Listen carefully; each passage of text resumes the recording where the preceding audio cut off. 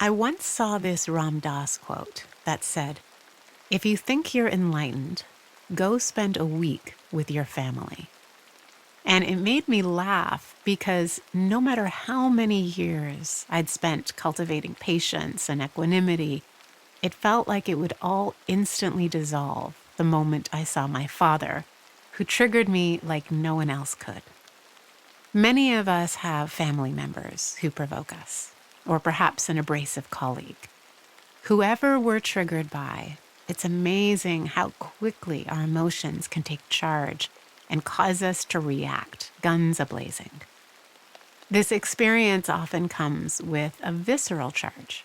Our bodies will stiffen, our breath will speed up.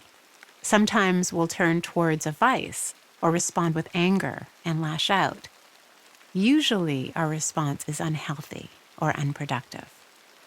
For about a decade through my youth, I had an eating disorder. When I'd get stressed or anxious, when I'd get angry or lonely, I'd turn to food to soothe and numb my emotions.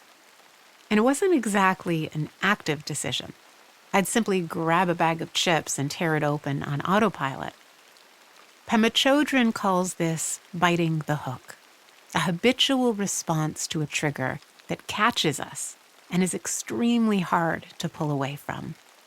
As any fish will tell you, they don't call them lures for nothing. And here's the problem. Each time we react in a certain way, that response becomes more ingrained. And over time, our reactions become habits. The way I finally healed from my eating addiction was learning how to catch myself in the moment before I took my first bite. By taking a moment to pause before I bit the hook, I found the space in which I could make a different choice. As Tara Brach said, mindfulness is a pause. The space between stimulus and response, that's where choice lies. And so this is our work, to catch ourselves and pause before we bite the hook. We may feel its lure.